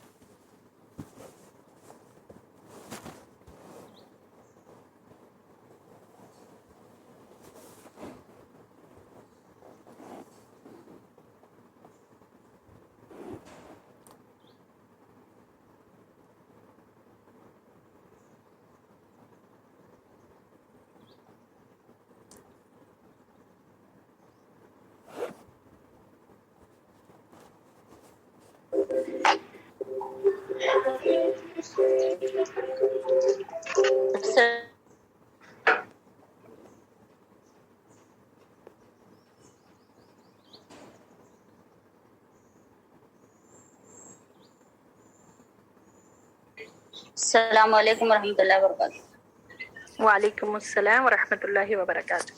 جی ہم لوگ یہ کر رہے تھے کہ کس طرح مشرکان مکہ جو ہے نا اللہ کو خالق، مدبر، رازق سب مانتے ہوئے پھر بھی اللہ کی ذات میں شرک کس طرح کرتے تھے، کہ یہ اولیاء اللہ نیک لوگوں کو سمجھتے تھے کہ ان کو اللہ نے کچھ اختیارات دے دیے، اور اس کی وجہ سے یہ لوگ جو ہے نا ہمارے کو پرابلمس دور کر سکتے، جو آج بھی ہم اپنے معاشرے میں دیکھتے ہیں. یہ اللہ کی ذات میں جو شرک کرتے تھے یہ. اور اس میں اللہ فرماتا ہے، یہاں پر سورہ 20ویں پارے میں ہم لوگوں نے دیکھا کہ کس طرح سے اللہ نے فرمایا الہ مع اللہ، کیا اللہ کے ساتھ کوئی اور ہی الہ ہے، اور ہو سکتا ہے ایسا؟ اللہ نے یہ فرمایا. تو اب یہ لوگ کیا کرتے تھے، نیک لوگوں کی جو ہے نا تقرب حاصل کرتے تھے، اور نیک لوگوں سے اپنی فریادیں کرتے تھے اپنے پرابلمس کی دور کے لیے اور پرابلمس ہٹانے کے لیے. کون سے پرابلمس؟ فار ایگزامپل مثلا اولاد مثلاً اولاد دے دیتے ہیں، مصیبت دور کر دیتے ہیں، بیمار کو شفا دے دیتے ہیں، اور بعض دیگر ضرورتیں بھی پوری کر دیتے ہیں۔ اللہ نے انہیں یہ اختیار اس لیے دیا ہے کہ وہ اللہ کے مقرب ہیں اور اللہ کے نزدیک ان کا ایک خاص مرتبہ اور مقام ہے، اور چونکہ اللہ نے ان کو یہ تصرف اور اختیار دے رکھا ہے، اس لیے وہ بندوں کی ضرورتیں غیبی طور سے پوری کر دیتے ہیں۔ چنانچہ بعض مصیبتیں دور کر دیتے ہیں، بعض بلائیں کو ٹال دیتے ہیں، یعنی بعض جو ہے نا بوتے جو ہے مصیبتیں دور کرتے ہیں، اور بعض کیا ہے بلاؤں کو ٹال دیتے ہیں، جس سے خوش ہو جاتے ہیں، اسے اللہ کا مقرب بنا دیتے ہیں اور اللہ سے اس کی سفارش کر دیتے ہیں۔ میم وہ آیت کیا ہے میم ابھی؟ یہ میں جو ہے نا 20ویں پارے کی الہ مع اللہ، اللہ کے ساتھ کوئی اور الہ ہے، امن خلق، 20ویں پارے میں اللہ نے پورے دلیل کے ساتھ اللہ نے بات کی، امن خلق، امن خلق، دیکھو یہ کس نے پیدا کیا، دیکھو آسمان کی طرف، دیکھو زمین کی طرف۔ پھر اللہ نے ان سے سوال کیا الہ مع اللہ، کہ اللہ کے ساتھ کوئی اور الہ ہے؟ تو یہاں پر یہ توحید ہم اللہ کو اللہ کی ذات میں، صفات میں اور اللہ کے اسماء و صفات میں شرک کرنا۔ اب یہ لوگ کیا شرک کہاں تھا؟ اللہ کے اسماء اور صفات میں، یعنی کہ صفات کیا؟ اللہ تعالیٰ ہی قادر ہے اولاد دینے پر، مگر بعض لوگ یہ سمجھتے ہیں کہ اولیاء اللہ وہاں پر درگاہوں پر، مزاروں پر جب جا کر مانگیں گے تو وہ ان کے ذریعے سے ہم کو اولاد آتی۔ کتنا بڑا شرک ہے نا یہ، کتنی بڑی جہالت ہے، ہم سوچے تو صحیح۔ یہ شخصیت پرستی ان لوگوں میں بھی تھی، اور آج بھی ہم لوگ یہ سمجھتے ہیں کہ نیک لوگ، بھئی نیک لوگ ہیں وہ، ان کو کوئی اس میں دو رائے نہیں ہے کہ وہ اللہ کے نیک بندے ہیں، مگر ان کو پکار ہم نہیں سکتے، کسی اللہ کے سوا کسی کو کسی کام کے لیے نہیں پکارنا، یہ توحید ہے۔ سبحان اللہ۔ آپ صلی اللہ علیہ وسلم نے فرمایا کہ جوتے کا تسمہ بھی مانگنا ہو، یعنی جوتے کا نیچے کا تسمہ بھی اگر خراب ہو جائے، اگر وہ بھی مانگنا ہے تو وہ بھی اللہ سے مانگو۔ اللہ اکبر۔ ہم بعض لوگوں سے سمجھتے کہ ان سے دعائیں قبول کراتے، ہاں ٹھیک ہے، کسی سے آپ بولیں دعائیں کرنے کے لیے، مگر خاص طور پر ایک اسپیشلی ایک شخص کے پاس جانا، جا کر ان کو بولنا کہ دیکھیے ٹریول کرنا، اور جا کر پھر بولنا کہ یہاں پر پہنچنے یہ جگہ پر جانا، اور وہاں سے جو ہے نا اس شخص کی زیارت کرنا اور بولنا کہ آپ دعا کریں ہمارے لیے اور آپ کی دعا ضرور قبول ہوگی، پھر اس یقین سے لوٹنا کہ اب دعا وہ کر دیں گے بزرگ اور ہماری دعا ضرور قبول ہوگی، یہ ایک شرک ہے، شرک کی ایک قسم ہے۔ سبحان اللہ۔ یہی چیز ان کی سوچ تھی، یہ لوگ یہ سمجھتے تھے، اور وہ جو بتیں تھے نا، یہ 360 بت، منات، لات، عزا، یہ جو بتیں تھے یہ سب نیک لوگ، ان کے حساب سے نیک لوگ تھے، وہ اللہ کے نیک لوگ تھے جو گزر گئے، اور ان کے مرنے کے بعد یہ شروع ہوا۔ اور کہاں سے شروع ہوا؟ یہ نوح علیہ السلام کے قصص الانبیاء میں ہم لوگوں نے کیا تھا کہ نوح علیہ السلام کے زمانے سے یہ بت پرستی کا آغاز ہوا، یعنی کہ جو بھی نیک لوگ مر جاتے تھے اس کے بعد یہ لوگ کیا کرتے تھے، اور شیطان ان لوگوں کو اس طرح سے انوالو کر دیتا تھا معاملات میں کہ نیک لوگوں سے تقرب، کہ یہ نیک لوگ کچھ ہے نا بھائی، یہ اللہ نے جب ان کو چوز کیا تو ان کا ایک کچھ اختیار ہے، یہ لوگ کر سکتے ہمارے لیے، وہ کرتے۔ پھر اس کے بعد کیا ہے، مانگتے مانگتے ان لوگوں نے ان کے قبروں کے مزار بنانے لگے، پھر اس کے بعد بت پرستی کا بھی اسی طرح سے آغاز ہوا۔ اور دیکھیں آپ شیطان کس طرح سے لوگوں کو ہے نا گناہوں میں مبتلا کرتا، اور وہ نہیں کرتا۔ اور آج بھی افسوس کے ساتھ آج ہم معاشرے میں دیکھتے ہیں ایسے مزارات، ایسے درگاہیں جہاں پر جھاڑو ڈنڈے کھا کر آتے واپس، اللہ اکبر، بڑے سوٹس پہن کر، سوفسٹیکیٹڈ پیپل جو دنیا کی اتنی نالج رکھ کر آپ کو اتنا، یہ کیسی جہالت ہے؟ دنیا کا تو علم آپ اتنے لیول پر حاصل کریں اور آپ کو سمجھ میں نہیں آتا اصل علم کے رب ہمارا کیسی ذات ہے؟ کیا ہم کسی اور کے سامنے جا کر مانگ سکتے ہیں؟ اللہ ہمارا رب ہے، اللہ نے ہم کو پیدا کیا، ہم کو ہر چیز دے رہا، اور ہم کسی اور کے پاس جائیں؟ سبحان اللہ، یہ کیسی کتنی بڑی نافرمانی کی بات ہے، کتنی بڑی جہالت کی بات ہے۔ اور یہ یہی مشرکان مکہ جو تھے ان لوگوں کا بھی یہی معاملہ تھا۔ اب ان لوگوں کے اور خیالات کیا تھے؟ مشرکین نے اپنے ان خیالات کے بنا پر عظام اولیاء اکرام بزرگان دین اور نیک لوگوں کو اپنے اور اللہ کے درمیان وسیلہ بنایا اور ایسے ایسے عمل ایجاد کیے جن کے ذریعے ان لوگوں کا قرب اور ان کی رضامندی حاصل ہو سکے۔ چنانچہ وہ مشرکین پہلے ان اعمال کو بجا لاتے، پھر عاجزی کے ساتھ گڑ گڑا کر ان ہستیوں سے فریاد کرتے اور کہتے کہ یہ ہماری ضرورت پوری کر دو، ہماری مصیبت ٹال دو اور ہمارا خطرہ دور کر دو۔ یہ ان کا معاملہ تھا۔ اس طرح اللہ کی ذات میں شرک کرتے تھے۔ پرابلمس ہونے پر، مصیبتیں آنے پر، یا اولاد کے طلب کے لیے، یا کوئی چیز چاہنے کے ہونا حاصل کرنے کے لیے یہ لوگ بتوں کو پکارتے تھے کہ یہ ہماری مصیبت دور کر دے۔ عزا، لات، منات وغیرہ کو یہ لوگ پکارتے تھے۔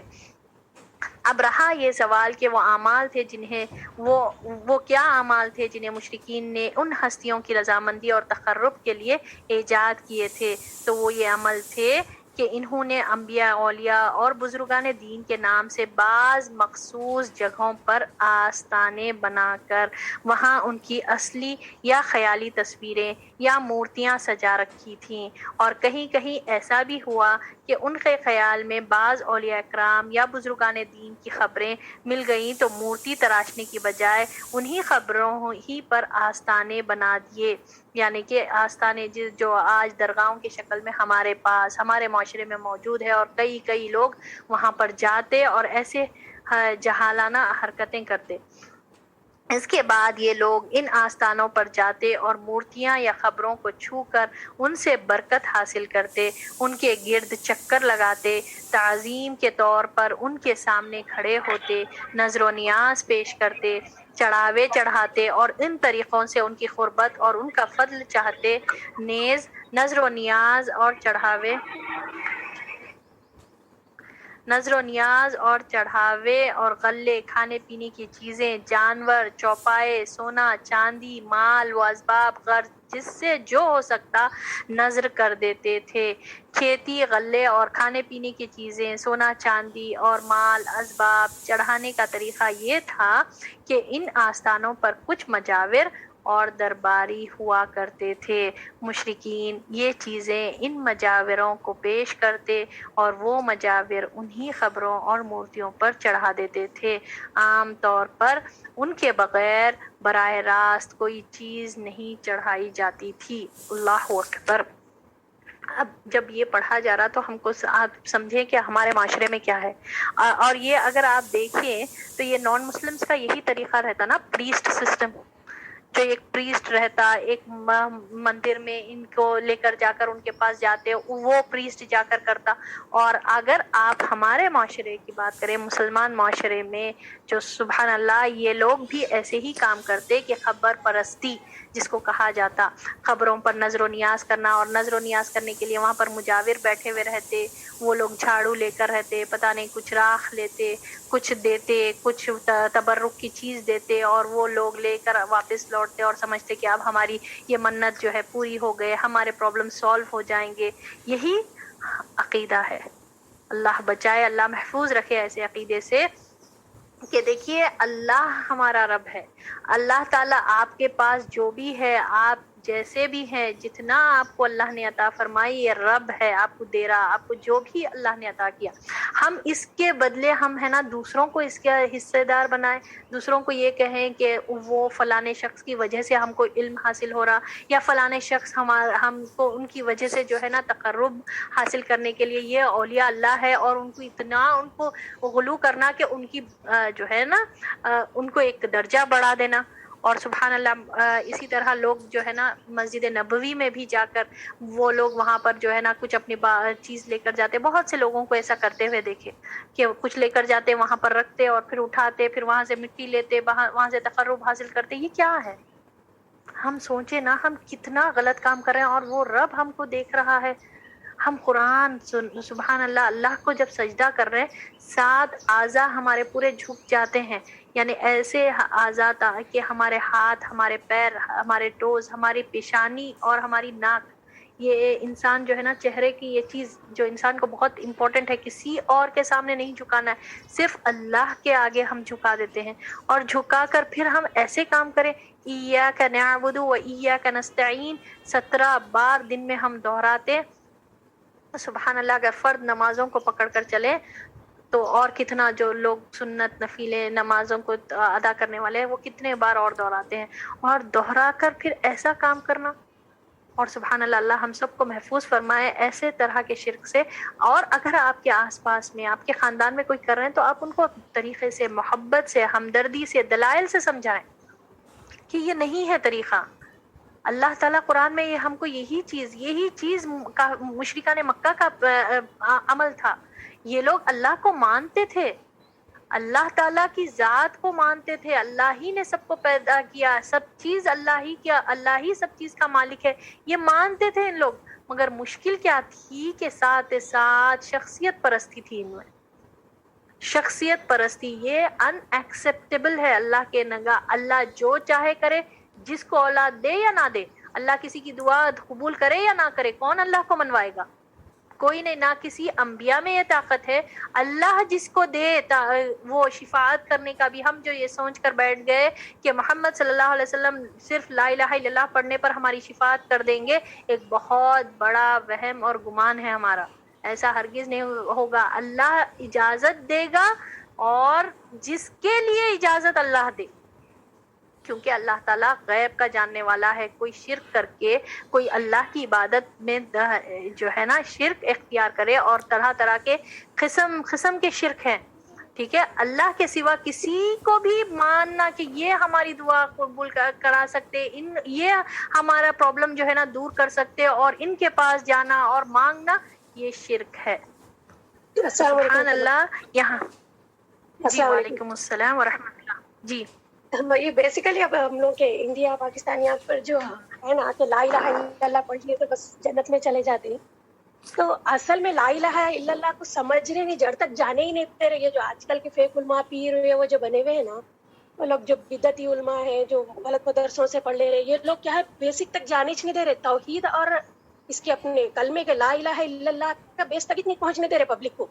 تو ان لوگ اصل اگر لا الہ الا اللہ سمجھ لیے ہم ان لوگوں میں سے سب لوگ، تو شرک کرتے نہ کچھ کرتے. لا الہ الا اللہ میں تو ہے نا یہ سب چیزیں، 3 چیزیں توحید کی 3 قسمیں یہ پورے کر لیے تو انسان مطلب ربوبیت، الوہیت اور اسماء و صفات، یہ تینوں پہ اگر صحیح ایمان لا لیا تو نہ شرک کرتا نہ کچھ کرتا. تو یہ اس کے بیس تک جانے نہیں دے رہے، اوپر والے ہی نہیں جانے دے رہے کہ یہ خالی بس ہمارے تھرو کرو برکت ہوتی، مردہ لوگوں کو برکت، ایسا کر دیا پورا ذہن. تو اصل ان لوگوں کا بھی، مشرکین کا بھی یہی تھا نا کہ توحید الوہیت پہ ایمان نہیں لاتے تھے اللہ، کہ صرف اور صرف عبادت کے لائق اللہ ہے، یہ نہیں مانتے تھے. الہیت مطلب عبادت میں دوسروں کو بھی شریک کرتے تھے کہ ان لوگوں کے تھرو مانگے تو اللہ تعالیٰ ہماری دعا قبول کر لیتے. ان لوگ نیک بندے تھے نا، اللہ سفارش کرتے تو ہماری چیز ہمارے مطلب دعا ہماری پوری ہوتی، مل جاتی ہمارے گول. تو اس میں گڑبڑ کر دیا شیطان نے. وہیں سے ہوتے ہوتے ہوتے آج بھی پبلک ماننے کو تیار ہی نہیں. کبھی سمجھاؤ نہیں ہم کیا کر رہے ہیں، ہم تو اللہ کچھ مان رہے ہیں، ہم تو کلمہ ہی پڑھ رہے ہیں، لیکن ان لوگ ہمارے لیے سفارش کرتے، ان لوگ ہمارے نیک بندے ہیں نا، ان لوگوں کو دعا کر رہے ہیں، ہم لوگ خالی اللہ سے مانگ رہے ہیں. ہم تو ایسا ہو گیا پورا پبلک کی سوچ انڈیا میں تو بہت زیادہ. تو اصل چیز یہ سمجھ لے کہ ہمارے آس پاس کے ماحول میں سمجھانا ہے کہ لا الہ الا اللہ ہی اصل چیز ہے. کچھ اچھا سمجھو، اس کے اوپر پوری کتاب ہے اگر پڑھے تو، صرف لا الہ الا اللہ پہ. جی بالکل. جی سفورہ جزاک اللہ خیرن کثیرہ. اور واقعی میں سفورہ کی بات بالکل سچ ہے کہ ہم سمجھتے ہیں کہ نہیں بھائی کچھ بھی نہیں ہوتا، پرابلم آتے کی فوری ان کے پاس چل جانا، ان کو فون اٹھانا، دعا کرنا. دعا بھائی آپ کے پاس اللہ تعالیٰ سورۃ البقرہ میں فرماتا کہ اگر بندے آپ صلی اللہ علیہ وسلم سے میرے بارے میں پوچھیں تو ان سے کہہ دیں کہ میں بہت قریب ہوں، میں ان کی پکار کا جواب بھی دیتا ہوں. سبحان اللہ.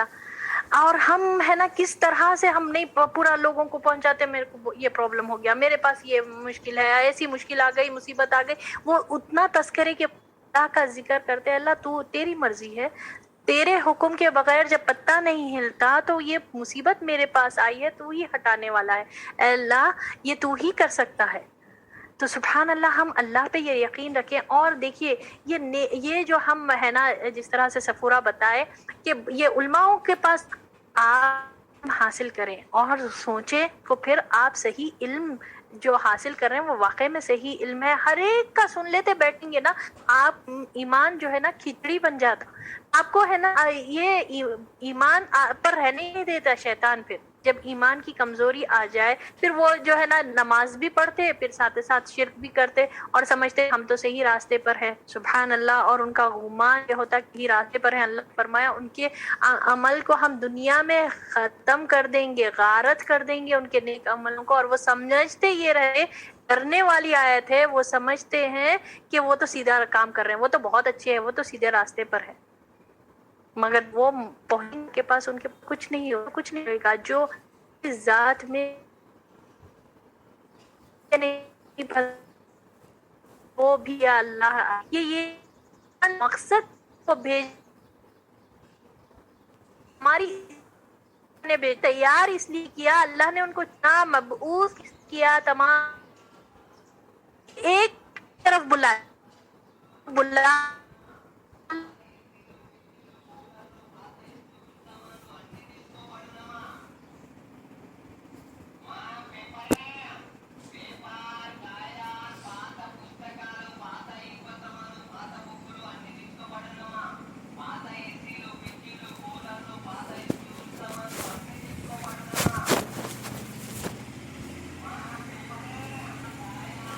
کر دیتے ہمارے کو. نہیں بھائی پہلے تو سننے تو صحیح, ٹھیک ہے. اور یہ پہلے تو میں یہی بتاؤں گی کہ فرقہ پرستی کے باتوں میں نہیں جائیں. آپ کو خیر کی بات, آپ کا دل اس چیز کو ایکسپٹ کر رہا, اور فرسٹ آف آل آپ کی نمازیں صحیح ہیں, آپ اللہ ہی سے مانگتے تو آپ کو اللہ تعالیٰ حق کی طرف برابر پہنچاتا.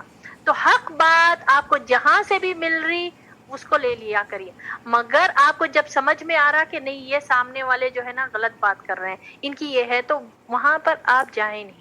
قرآن اور سنت سے ہٹ کر جو بات کرتے ہیں, جو وداؤٹ دلیل سند سے نہیں بات کرتے, جو من مانی ہے بات کر دے رہے ہیں. ارے بھائی کہاں ہے, ان سے جب پوچھا جا رہا ٹھیک ہے بھائی کہاں ہے, قرآن میں کہاں ہے, یہ سنت میں کہاں ہے, کہاں پر آپ صلی اللہ علیہ وسلم ایسی بات کرے, تو وہ دلیل نہیں دیتے. اور بولتے جب دلیل کی پوچھا جا رہا ہے تو وہ لوگ بولتے کہ یہ لوگ غلط ہے.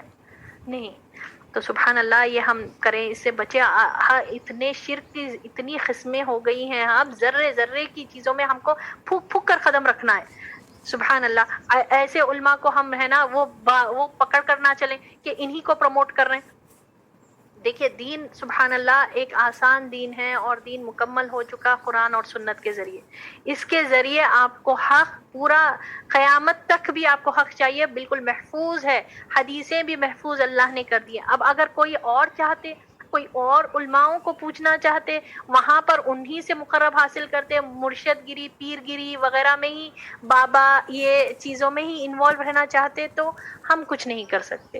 سبحان اللہ. ہمارے اپنے بھائی بہن ہیں, اپنے مسلمان تمام لا الہ الا اللہ پڑھنے والے اپنے بھائی بہن ہیں, ان کو ہم بتائیں, پہلے اصل چیز بتائیں, دلیل کے ساتھ بتائیں. اور یہاں دیکھیے آپ مشرکان مکہ کے عمل کیسے تھے, کیا ہم دیکھیں سملر, کیا میرا عمل ایسا ہے ہم تنہائی میں بیٹھ کر سوچیں, کیا میں کبھی کوئی مصیبت آنے پر میں لوگوں کے پاس دوڑتی ہوں, کیا میں سمجھتی ہوں کہ یہی فلاں شخص ہی یہ کام کر سکتے, اگر میری زبان سے یہ جملہ نکل رہا تو then I have to correct myself, alert ہو جانا کہ نہیں انہوں کر سکتے, انہوں ہی کر سکتے. اگر یہ بات ہے تو پھر آپ شرک کے ایک حصہ ہے آپ کے پاس, آپ لا الہ الا اللہ پڑھنے میں آپ میں گڑبڑ ہے.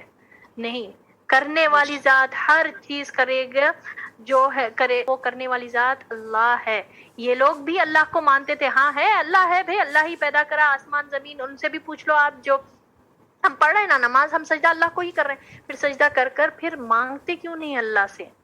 اولاد کے لیے, مصیبت دور کرنے کے لیے. بیماری بہت زیادہ آ گئی, پھر چلو ٹھیک ہے ایک بلا لیے کسی کو, کسی مولوی کو بلا لیتے, کسی پیر کو, کسی مرشد کے پاس, پھر وہ ایک نسخے دیتے, یہ پانی میں گھول کر پلانا, یہ تعویذ پہنانا, یہ کرنا, صبح میں یہ سورہ پڑھنا, شام میں یہ سورہ پڑھو, 3 مرتبہ یہ, 10 مرتبہ یہ, 11 مرتبہ یہ, 1000 مرتبہ یہ. کون دے رہے ہیں بھائی, کہاں سے لے کر آ رہے ہیں یہ؟ ہم قرآن سے ہی علاج کرا رہے ہیں بولتے ہیں, مگر یہ کہاں سے ثابت کر کے کر رہے ہیں آپ؟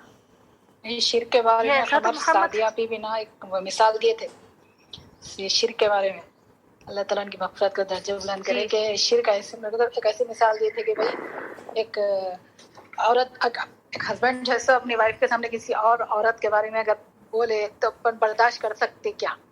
بول کے کسی اور عورت کو اپنی زندگی میں اور ایک عورت کی بات کرے تو اپنے ہسبینڈ برداشت کر سکتی کہ عورت؟ اللہ تعالیٰ کیسے برداشت کر سکتے جو سب کو پیدا کرے، سب کچھ ہم کو بنائے، سب کچھ دے رہے ہیں، پورے ہمارے مالک ہے، تو وہ کیسے برداشت کریں گے شرک کو؟ بول کے سادیوں کو ایسی مثال دے کے بتائے تھے ہم لوگ۔ جی بالکل ذکیہ بھابھی، جزاک اللہ خیر۔ ہم کو سمجھ میں آ جانا، اور سمجھ میں آنے کے بعد بھی اگر ہم اپنی روش پر رہیں، ارے نہیں بھی ان کا کام ہے، لوگ یہ اہل حدیث والے ہیں، پہلے تو ہم گروپس میں ڈیوائڈ کر کے ان کی بات نہیں سننا، یہ ہمارا مائنڈ سیٹ جو ہو گیا نا، پہلے ہم اس سے باہر نکلے، پہلے اپنے دماغ کو ہم براڈ کریں، ٹھیک ہے، سننے والے کان بنائیں ہم، کہ سنیں، ہم حق سنیں، پہلے سنیں، کیونکہ شیطان جو ہے نا سب سے پہلا کام جو کرتا وہ حق سننے سے روکتا، ٹھیک ہے، حق سنیں آپ، اگر کوئی بلا رہا اور اس کا مقصد یہ ہے کہ نہیں آپ اللہ کی عبادت کریں اور اس کو کچھ نہیں چاہیے، تو آپ یہاں پر دیکھیں کہ وہ حق والا ہے، اور ایسے لوگ جو آپ سے اجرت مانگتے پیسہ مانگتے، اور کیسے اللہ اکبر، اللہ محفوظ رکھے ہمارے دینی بہنوں کو، اللہ تعالیٰ بچا کے رکھے، معصوم لا علمی میں ایسے جگہوں پر پہنچ جاتے، اپنی عزت بھی وہاں پر، عفت بھی کھو کر آتے وہاں پر جا کر، تنہائی میں کسی غیر محرم کے سامنے اپنے بیٹی کو، اپنے بہن کو، اپنے بہو کو، اپنے گھر کے رشتہ داروں کو لے کر جا کر بٹھا دیتے ہیں آپ۔ سبحان اللہ، ہم کتنی غلط کاموں میں لگے ہوئے ہیں، یہ چیز سے ہم روکیں، اور خیر خواہی کے ساتھ، ہمدردی کے ساتھ، محبت کے ساتھ، ہم میں سے جو بھی کرتے ہوں گے، اللہ ہم سب کو اس سے محفوظ فرمائے، اگر ہم نہیں کر رہے ہیں تو بہت اللہ کا شکر ادا کریں، اور دوسروں کو بھی ہم روکیں اس چیز سے، دوسروں کو بھی منع کریں۔ یہاں پر آپ یہی پڑھ رہے ہیں نا، یہ حق والی کتاب ایک آتھینٹیکیٹڈ بک ہے ان لوگوں کا جو معاملہ تھا، اور سبحان اللہ ہم لوگوں نے دور قرآن پڑھا، دور قرآن میں اللہ نے کس طرح توحید کے دلائل اللہ نے قرآن میں فرمائے، کیا ان لوگوں کا معاملہ تھا، اور اللہ نے ان کے اعتراضات کا کیسا جواب دیا، کیسے ہو سکتا اللہ کے ساتھ کوئی الہ، کیسا کوئی اولاد دے سکتا ہے، کیسا کوئی مصیبت ٹالنے والا ہو سکتا ہے، جبکہ ہم ہر فرض نماز کے بعد یہ پڑھتے اللہم لا مانع لما آتیت ولا معطی لما منعت ولا ينفع ذا الجد منک الجد۔ سبحان اللہ۔ اور ایک دفعہ آپ صلی اللہ علیہ وسلم اونٹ پر سوار تھے، اور ساتھ میں عبداللہ بن عباس جو آپ صلی اللہ علیہ وسلم کے چچا کے بیٹے تھے، بہت چھوٹے تھے، تو آپ صلی اللہ علیہ وسلم ان کو ایڈریس کرے کہ میں تمہیں کچھ باتیں بتاتا ہوں، اے غلام یعنی اے بچے، میں تمہیں باتیں بتاتا ہوں، اللہ نے جو تمہارے لیے تمہارے مقدر میں لکھ دیا ہے، تمام کائنات مل کر بھی اگر وہ چیز ہٹانا چاہے تو نہیں ہٹا سکتے، اور اللہ نے تمہارے لیے کچھ اگر نقصان لکھ دیا ہے یا فائدہ لکھ لیا ہے تو تمام کائنات مل کر بھی اس چیز کو تم سے روک بھی نہیں سکتے اور نہ اس کو دور کر سکتے، تو اللہ پر توقع رکھنا، اللہ سے ڈرو اور اللہ ہی سے مانگو۔ یہ بہترین نصیحت تھی آپ صلی اللہ علیہ وسلم کی۔ اور پھر اللہ نے یہ باتیں بتا کر یہ فرمایا، اللہ نے جو بھی نبی صلی اللہ علیہ وسلم نے فرمایا ہے کہ جو بھی مانگنا ہے وہ اللہ سے مانگو۔ چھوٹے بچے کو آپ صلی اللہ علیہ وسلم یہ نصیحت کر رہے ہیں، تو آپ سوچئے کہ آپ اور ہم کیوں نہیں مانگتے، ہم اللہ کے پاس، ہم کیوں اتنا قرآن پڑھتے ہیں، کور ٹو کور ہم ختم کرتے، کتنا عورتوں میں تو اسپیشلی بہت عادت رہتی ہے کہ قرآن پڑھتے، تسبیحات کرتے، اللہ کا ذکر کرتے، یہ کس طرح کا ذکر ہے؟ ہم سوچے جو اللہ کے ساتھ شرک بھی کریں اور اللہ کو مانے بھی ایک طرف، اور پھر دوسری طرف درگاہوں پر جائیں، مزاروں پر جائیں، خبر پرستی پر جائیں، وہاں پر نظر و نیاز کریں، اور وہاں پر باباؤں پر مرشد گری، پیر گری، یہ سب اس چیز کو یہ ہمارے معاشرے میں بھی اب جڑ پکڑتے چلے جا رہا ہے، اور سبحان اللہ اس میں جاہل قسم کے جو بالکل گاؤں کے لوگ بھی بول سکتے، شہر کے لوگ سب انوالو ہے، اللہ محفوظ فرمائے۔ تو سبحان اللہ، دیکھیے یہاں پر بھی آپ دیکھتے ہیں کہ اب ہم لوگوں نے پڑھا کہ کس طرح ان کا معاملہ تھا، یہ لوگ بھی یہی سوچتے تھے۔ ہمارا ایک بیسک پوائنٹ شیئر کرنا چاہ رہی ہوں، کیونکہ میرے اندر بھی یہ چیز آنا تھا کہ میں انڈیا بھی گئے اپن کریں، تو یہ بیسک ایک دعوت ہم سب کو دے سکنا، بلکہ اپنے آس پاس یہ جو مشرکین جو غفلت میں شرک کر رہے ہیں، تو اصل چیز ہم لوگ ان لوگوں کو سمجھانے کے لیے صرف اتنا بھی سمجھا دیے نا کہ لا الہ الا اللہ کا معنی کیا ہے، آپ کو معلوم کیا؟ تب وہ لوگ جب بولیں گے کہ تمام عبادتیں اللہ ہی کے لیے ہے، تو تمام عبادت اللہ ہی کے لیے ہے، جب آپ بول رہے یہ چیز مان رہے زبان سے، تو کیا عبادت کیا چیز ہے؟ عبادت یعنی روزہ، نماز، قربانی، دعا، یہ سب چیزیں عبادت ہے نا، عبادت کی قسمیں ہیں۔ تو یہ دعا وغیرہ یہ سب چیزیں ہم اللہ ہی کے لیے بول کے جب زبان سے گواہی دے رہے ہیں, مان رہے ہیں یہ چیز کو, تو پھر آپ دعا کسی سے اور سے کیسے کر سکتے ہیں؟ قربانی کسی اور کے لیے کیسے دے سکتے ہیں؟ آپ پڑھ رہے ہیں زبان سے لیکن عمل نہیں کر رہے کلمے پہ. بیسک چیز عام صرف ترجمے میں چھپا ہوا, آپ پورا ڈیٹیل لی تو توحید, الوہیت, اسماء و صفات, یہ تو ان لوگوں کو پڑھائے تو مانیں گے نہیں, اللہ سننے کو بھی نہیں تیار ہوتے وہ لوگ کہ یہ کیا ہے, سب چیزیں تم لوگ ہمارے کو بہکا دے رہے بولے جیسا ہو جاتا ہے. ان لوگوں ایک رفلی معنی میں بھی اللہ تعالیٰ بتا دے رہے کہ یہ دیکھو تمام عبادتوں کے لائق صرف اللہ ہی ہے. یہ پڑھے تو ہم مسلمان ہیں, تو یہ پڑھ رہے ہیں ہم لیکن عمل نہیں کر رہے. دعائیں کر رہے تو کسی اور کا نام لے کے دعا کر رہے, قربانی دے رہے تو نظر و نیاز یہ جو کرتے وہ ان لوگوں کے نیک لوگوں کے نام پہ بول کے کرتے, اللہ کا نام نہیں لیتے. اللہ کا نام تو ہم لے رہے بولتے نہیں, اللہ کا نام لے رہے بولتے لیکن ان لوگوں کا بھی نام لیتے ساتھ. تو اس میں شرک کر رہے آپ لوگ. صرف لا الہ الا اللہ کچھ مان رہے نہیں دل سے, صرف زبان کے اختی پہ کلمے کے جیسا کر دیے خالی, عمل کچھ بھی نہیں کر رہے. اتنا بھی اگر لوگ سمجھا دیے تو ان لوگوں کے دل میں کھٹکا آ کے شاید اللہ تعالیٰ ان لوگوں کو اور آگے تشویش کرنے پہ مطلب ایمان کو سمجھنے کی توفیق دیتا ہوں گا. تو ہر مسلمان کی ذمہ داری یہ سمجھو کہ ہمارے آس پاس ہو رہا تو اتنا کم از کم لا الہ الا اللہ کو لوگوں کو اویئرنیس دینا, ہم لوگ ہر کوئی کم از کم نہیں صفورہ, یہ ہی اصل ہے, یہ اصل ہے عبادت کا. پہلی شروع ہی ہوتا ہے ہم کو توحید سے, اور توحید میں یہی ایک چیز نہیں رہ گئی جو لوگ جو ہے نا سمجھتے ہیں کہ صرف عبادت کر لینا ہی توحید ہے. نہیں, توحید اللہ ہی کو اپنا جو ہے نا مالک. ہم لوگ پڑھانے کے قابل نہیں بنے, ہم لوگ کلاس لینے کے قابل نہیں بنے, ہم لوگ اتنا نہیں سمجھا سکتے لوگوں کو, بلکہ یہ سوچ ہٹا دے کہ ہم لوگوں کی کم سے کم اتنا لا الہ الا اللہ تو آپ سمجھا ہی سکتے نا بھائی. یہ ذمہ داری ہے ہر مسلمان کی. اپنے آس پاس کوئی غلط کر رہا, شرک کر رہا تو برابر اس کو, تم کو آتا نہیں آتا سب بات کی بات ہے, اتنا ترجمہ تو معلوم ہے نا آپ کو, اور آپ اللہ کی ذات میں کسی اور کو شریک نہیں کرتے تو سامنے والے کو بھی بتانا. یہ اللہ تعالیٰ مجھے بھی توفیق دے کہ میں گئی تو ایسے ماحول میں لوگوں کو بتا سکوں, اور ہم سب بھی اپنی ذمہ داری سمجھ کے یہ چھوٹی چیز کو تو بھی کم سے کم, چھوٹی کیا سب سے بڑی چیز ہے, لیکن ایک چھوٹے طریقے سے تو بھی ہم لوگ سمجھانے کی کوشش کرنا ان لوگوں کو. نہیں تو اللہ کو ہی پوچھیں گے نا آس پاس اتنا شرک ہو رہا تھا تو تم لوگ کیا کرے. یہ ذمہ داری ہماری تھی نا, امت محمدیہ کی ہے آگے یہ نبیوں کے کام کو لے کے چلنا. تو اللہ ہم کو توفیق دینا. جی بالکل صحیح ہے صفورہ, جزاک اللہ خیرن کثیرہ. دیکھیے سبحان اللہ, یہ جذبہ ہم کو ہونا چاہیے. پہلے ہم خود سمجھے, پہلے ہم ہر قسم کے شرک سے ہم جو ہے نا محفوظ رہیں, پھر لوگوں کو دعوت دیں. اور سبحان اللہ, اللہ آپ کی نیتوں کو جاننے والا ہے, اللہ برابر آپ کی مدد کرتا. اور میں آپ کو بتاؤں, ایک حدیث ہے, آپ صلی اللہ علیہ وسلم نے کے پاس جو ہے ایک بدو قسم کا آدمی آیا, تو آپ صلی اللہ علیہ وسلم اس کا ہاتھ پکڑ کر اس کو کیا نصیحت کرے, بہترین نصیحت ہے, ہم میں سے ہر ایک کو یہ چیز عمل کرنا چاہیے. تو کیا نصیحت کرے آپ صلی اللہ علیہ وسلم؟ آپ صلی اللہ علیہ وسلم نے کہا کہ اے شخص, جو بھی تھا وہ شخص بدو تھا, یعنی ابھی نالج نہیں تھی اس کو, کچھ علم وغیرہ نہیں جانتا تھا. تو اس کو نبی صلی اللہ علیہ وسلم نے کہا, اس کا ہاتھ پکڑ کر, اور اس نے کہا کہ دیکھو اللہ کی خاطر ہر وہ چیز چھوڑ دو جو اللہ کو ناپسندیدہ ہے. تم جو بھی چیز اللہ کے خاطر چھوڑو گے, اللہ تم کو اس سے بہتر چیز عطا کرے گا. اللہ کی خاطر, میں دوبارہ ریپیٹ کر رہی ہوں, اس کو اللہ توفیق دے کہ اتنی بہترین نصیحت ہے. ہم سب کو اللہ تعالیٰ, میرے کو پہلے اور ہم سب کو اللہ تعالیٰ توفیق دے کے اس پر عمل کرے. اللہ کی خاطر ہر وہ چیز چھوڑ دو جو اللہ کو ناپسندیدہ ہے, اور جب تم چھوڑو گے کوئی چیز اللہ کی خاطر, اللہ تم کو اس سے بہتر چیز عطا کرے گا. چاہے وہ بری دوستی ہو, چاہے وہ غلط معاملات ہو, چاہے وہ جھوٹ بولنے کی عادت ہو, چاہے کچھ بھی ہو. ہم میں سے ہر ایک کوئی دیکھے کہ میری کہاں پر مجھے اصلاح کرنے کی کوشش ہے. کیا میری نمازوں میں کہیں جو ہے نا ٹال کر پڑھنے کی عادت ہو, یا کوئی ایسی عادت ہو جو آپ چھوڑنا چاہ رہے ہیں مگر آپ کا نفس نہیں وہ کر رہا, تو اللہ کی خاطر چھوڑ دو. تو کتنی بہترین نصیحت ہے نا. جب میں نے پڑھا, یہ جب میں نے سنا تو سبحان اللہ, کیا بہترین باتیں ہیں نا. ہم ایسے باتوں سے غافل رہتے ہیں.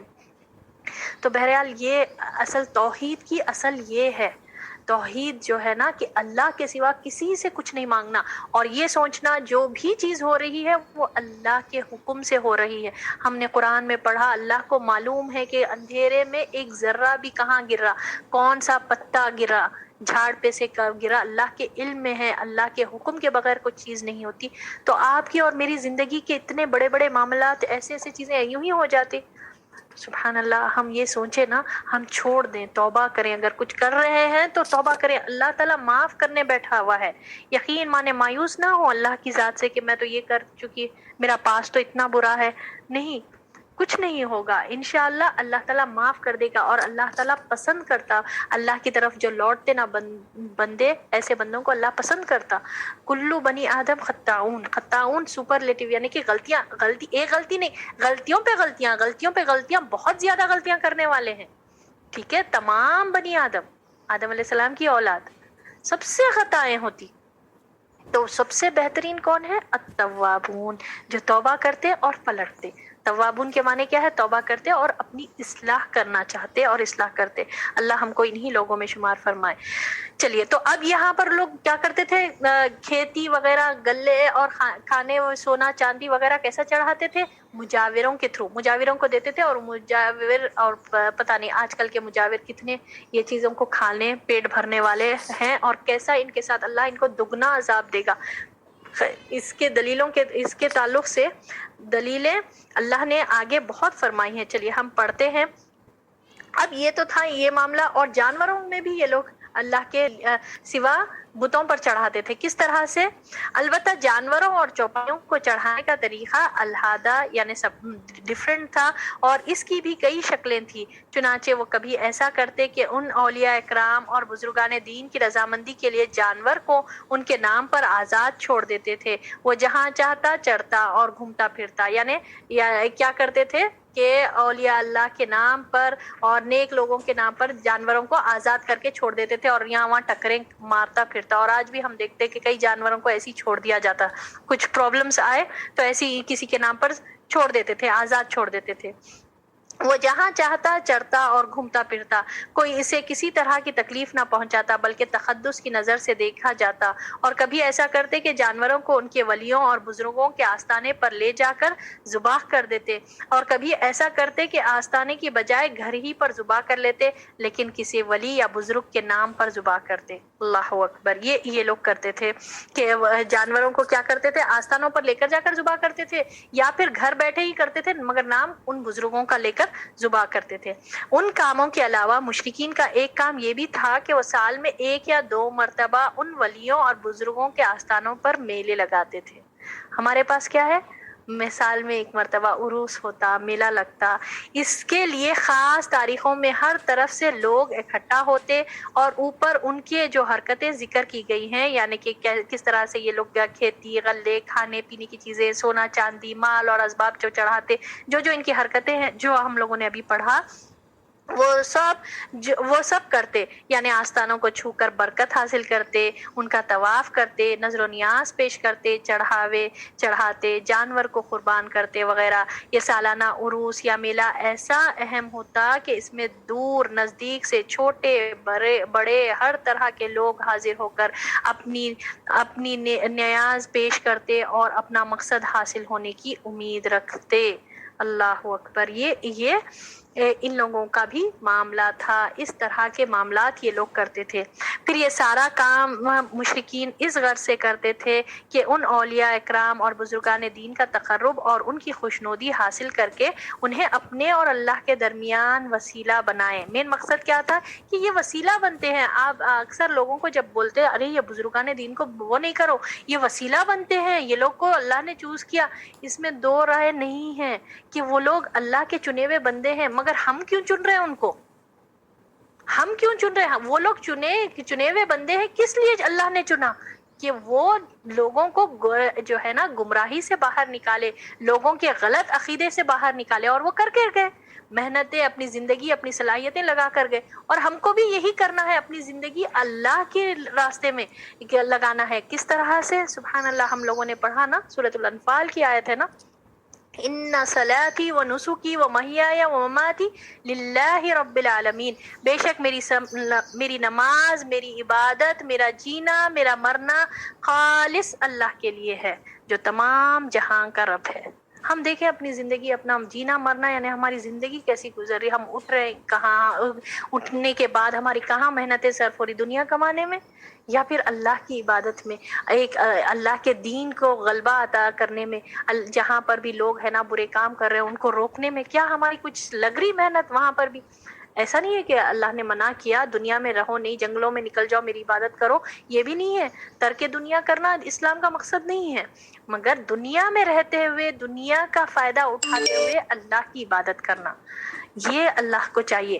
دنیا مقصد نہیں ہے، دنیا ضرورت ہے، مقصد ہماری آخرت ہے، تو آخرت کمانا یہ ہمارا مقصد ہونا چاہیے۔ تو سبحان اللہ، اب یہ لوگ کیا کرتے تھے، یہ سب ان کا معاملہ کیا تھا کہ یہ لوگ وسیلہ سمجھتے تھے، یہ بزرگان دین، یہ نیک لوگ جو ہے نا وسیلہ ہیں، اور ان کے دامن کو پکڑ کر اللہ تک پہنچا جا سکتا ہے، کیونکہ وہ سمجھتے تھے کہ یہ اولیاء اکرام اور بزرگان دین انہیں اللہ کا قریب پہنچا دیں گے اور ان کی ضرورتوں کے لیے سفارش کر دیں گے۔ چنانچہ یہ ساری نظر و نیاز پیش کرنے کے بعد ان ولیوں اور بزرگوں کو پکارتے کہ اے بابا میرا فلاں کام کر دے اور فلاں مصیبت ٹل جائے، اور سمجھتے تھے کہ وہ ان باتیں سنتے اور وہ ان کی باتیں سنتے ہیں اور جو مراد مانگی جائے وہ پوری کرتے ہیں، بگڑی بناتے ہیں، مصیبتوں کو ٹالتے ہیں، اور ایسا یا تو خود اللہ کے دیے ہوئے تصرف و اختیار کے ماتحت کر لیتے ہیں یا اللہ سے سفارش کرتے ہیں۔ یہ ان کا عقیدہ تھا، اتنا عقیدے کا بگاڑ۔ اللہ کو خالق، رازق، مدبر سب مانتے تھے، اس کے ساتھ ساتھ یہ سمجھتے تھے کہ یہ اولیاء اللہ جو ہے نا، جو نیک بندے اللہ کے جو گزر گئے ہیں، اور وہ جو ہے نا ان کو اللہ نے اختیار دیا، تو اللہ یا تو وہ خود کر لیتے، یعنی یہ نیک بندے جو ہے نا، یہ بزرگان دین خود اپنی طرف سے کسی کو پرابلمز دور کر دیتے، یا کسی کو جو پوچھ رہے ہیں وہ عطا کر دیتے، یا پھر اللہ کو اس کے پاس سفارش کرتے۔ یہ تھا ان کا عقیدہ، یہ تھا ان لوگوں کا عقیدے کا بگاڑ۔ تو یہ تھا مشرکین کا شرک، اور یہ تھی غیر اللہ کے لیے ان کی عبادت، اور یہ تھا اللہ کے سوا معبود بنانا اور شریک ٹھہرانا۔ یہ تھے انبیاء عظام، اولیاء کرام، بزرگان دین اور نیکوکار صالحین، جن کو مشرکین نے معبود بنا رکھا تھا۔ یہ تھا ان کے توحید کا بگاڑ۔ توحید میں یہ طرح کا شرک یہ لوگ کرتے تھے، اور اللہ نے ہی ایسے لوگوں کی اصلاح کے لیے آپ صلی اللہ علیہ وسلم کو مبعوث کیا تھا۔ اور ہمارے پاس دین آنے کے بعد ہم بیٹھ کر سوچے، کیا میرے پاس تو ایسا کوئی شرک نہیں ہے؟ کیا میں کسی انسان سے ایسا ڈرتا ہوں، یا میں کسی ایسے شخص سے زیادہ امید رکھتی ہوں یا رکھتا ہوں جو اللہ کو ہم پیچھے کر دیں، اللہ کو بڑا نہیں سمجھے اور اپنی مصیبت کو بڑا سمجھے، اور مصیبت کو دور کرنے کے لیے دوسروں کے پاس جائے؟ اللہ سے بہت زیادہ دعا ہے اللہ ہم کو ہر طرح کے شرک سے، ہر قسم کے شرک سے، چاہے وہ چھوٹا چھوٹا ذرہ معمولی سے معمولی چیز بھی کیوں نہ ہو، ہم کو توفیق دے اللہ تعالیٰ کہ ہم ہر قسم کے شرک سے محفوظ رہے، اور جو چھوٹی سی چھوٹی چیز بھی مانگنا ہو تو ہم اللہ سے مانگے۔